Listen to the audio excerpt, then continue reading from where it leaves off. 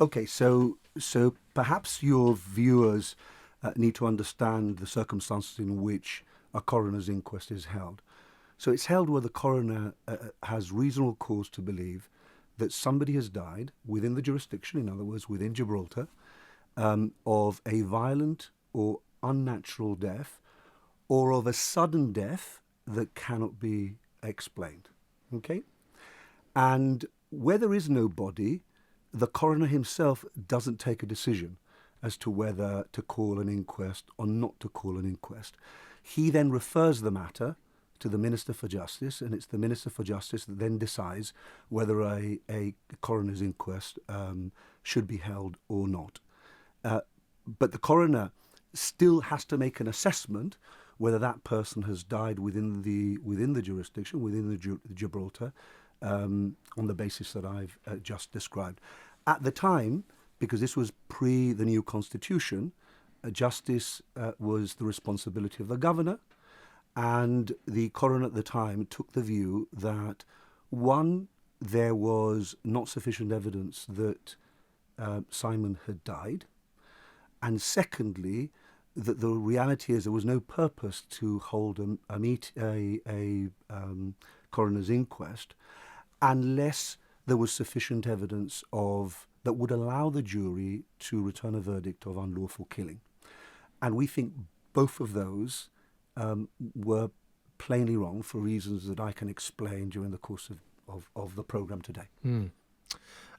Ros, let's bring you in here. And as you've done remarkable work, and your insights into exactly what happened on that fateful night back in 1986 have really brought this case back to light. And I know Simon's parents are both extremely grateful for that. I know you're in close contact with his parents, Margaret Parkes, his mother, of course. What impact would this potential inquest have on them? I think it's really, really important for them because nothing will ever bring Simon back, and we talk about closure, but I don't think when something like this has happened to your child, I don't think there's any real closure. But I think that it will give them the answers officially that deep inside they know. They know their son died on or around the 12th of December. They believe it was foul play, and they just want to be vindicated, and they want that to be officially recorded. They've never had a death certificate. They've never been able to give their son a funeral because this process has gone on for 37 years. He's been missing for 37 years. And I think it's time now. It's time now to give them what they so desperately need, which is the answers and a little bit of closure. And I have to say that when I first started looking into this, an inquest was one of the top things on my list, and I looked into it at that time. This was nearly 3 years ago, and I explored the possibility of an inquest, but events got superseded by the investigation, and suddenly the investigation was reopened. It took a new direction. And it wasn't until the dig last summer, which was quite devastating in that there was nothing found when there was so much expectation. And I put it to Margaret and I said, well, I think we should revisit this because it seemed very wrong to me.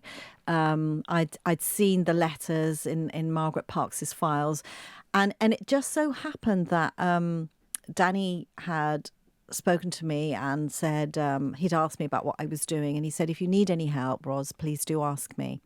And so when I put it to Margaret and said, Margaret, what do you want to do? I'd seen that the law had changed, which would be helpful to them, and I said, what do you want to do? Because ultimately it's her choice, hers and David's choice. It's a very painful process for them to have all of this brought out again. I said, if you want me to pursue it, I will. And they both said, absolutely, we really do want this. And so I got in contact with Danny and said, can I come in and have a chat with you about this? And Danny has taken it on board, which we're all extremely grateful for. I think you've got a clip from Margaret there as well. We do. This is what she had to say. Well, to be refused an inquest back in 2006, it was devastating. I mean, after all, Simon had been missing for 20 years by then.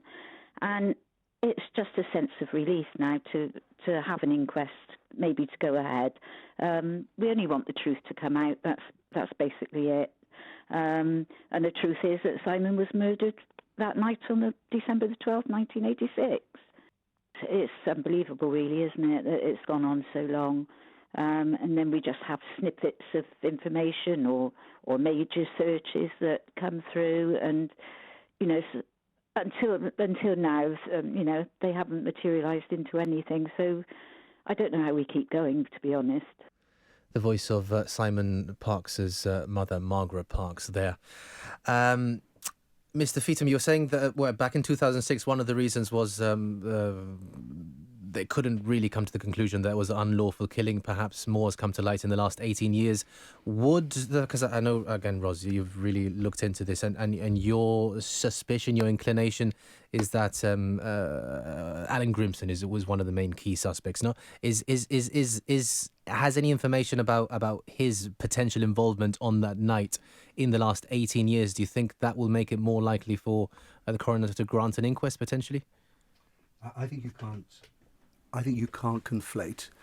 We can't make the same mistake that, with respect, the coroner made in 2006, which is mix up the reasons for holding an inquest with the verdict that a jury may return.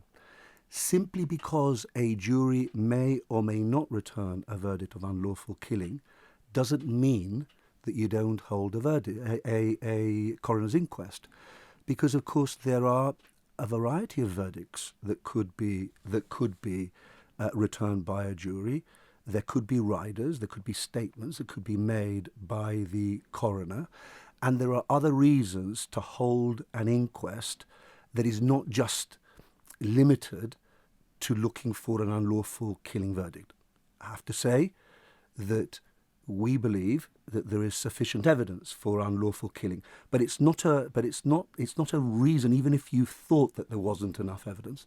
Now, in relation to unlawful killing, at the time in 2006, the standard of proof was beyond reasonable doubt. The Supreme Court a few years ago, quite recently, it said no, the standard is on a balance of probabilities. That means a more than 50% chance. So the law has changed. And yes, to answer your question, we think that there is new evidence.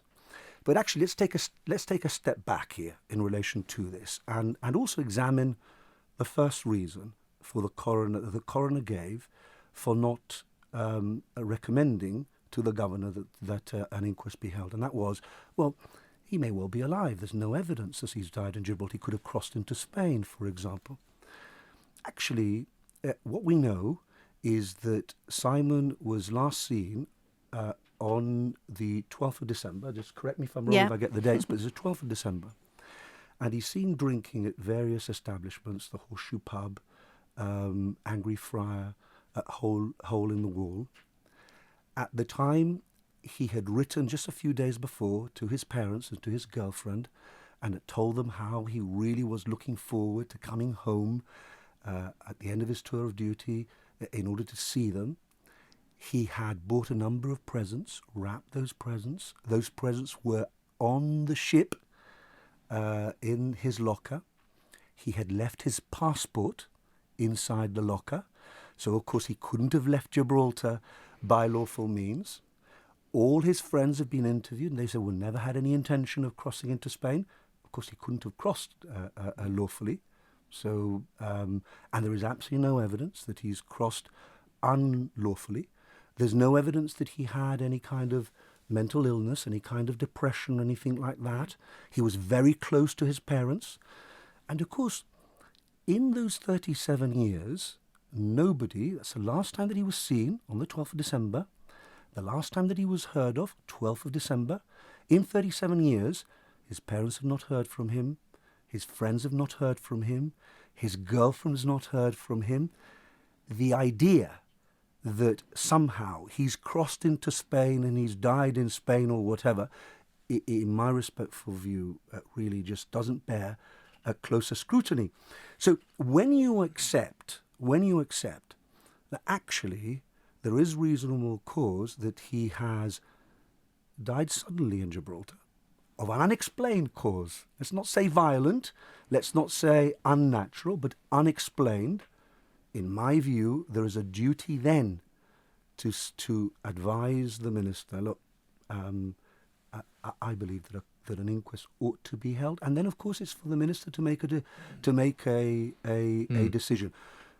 But I think this is a really, really clear-cut case where an inquest ought to be held, and it's a huge miscarriage of justice that the parents have not had that inquest, and 37 years later are still asking the authorities in Gibraltar to hold an inquest. Stefan, so as not to conflate the decision to have an inquest with Alan Grimson, it is important to mention, nevertheless, that the events that we're witnessing in Gibraltar, which is the continued searches for Simon, has actually had an impact on his desire to have a parole hearing. He served 22 years in jail for murdering two young lads back in on the 12th of December 97 and 98.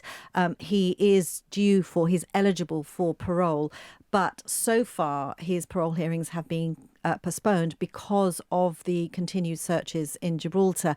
Now, it was we had the search in January and last August, and there is an ongoing search at the moment at the Trafalgar Cemetery, and I can confirm that the parole board has once again, because I understand that this is due to Hampshire Police speaking to the parole board, that it's been put back for another 6 months. So there is a direct link between Alan Grimson, the searches in Gibraltar for Simon, and I think that as long as Simon's body is not found, his remains is not found, there will remain questions because of the fact that he was there, and because of the fact that he has lied in police interviews, and he's lied about his whether he knew Simon and not. He pretended he didn't know him, and then he said he did know him, and so there are a lot of questions there that need to be explored still. So not to conflate that with the decision to have to call an inquest. There is a strong connection between Alan Grimson and Simon's disappearance and these searches that we're witnessing at the moment. I think we've got another clip from Margaret Parkes with regards. I asked her about how she felt about Alan Grimson's parole hearing being deferred again. I'm pleased that the police have got longer to investigate and obviously for the inquest to maybe materialise. He's not innocent. He was there at the time. He was there that night. We have evidence to prove that.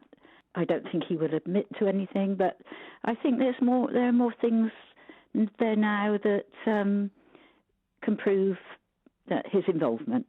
To have lawyers working for us is absolutely wonderful, and we're so grateful for them. It's very humbling to have that happen.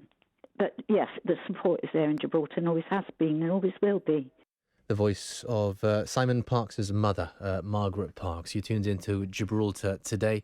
When will we find out whether the inquest has been granted or not? The simple answer is we don't know, because there are no time limits in relation to this. Let me just add to what Ros has also said, that of course the sentencing judge, when Grimson was sentenced, he said, "You are a serial killer, if not in number, indeed." So, of course, you have that. It's right that you have that looming large in the background. And indeed, there is evidence that they were in the same places, or at least in one place, during the course of the 12th of December. But we don't need to go as high as that. That's the emphasis that the point that I'm making. We say that we get home in persuading the authorities to hold an inquest by not having to go that far, actually. Yeah, I'd just like to thank very much two other members of the team as well. Danny has been fantastic with this.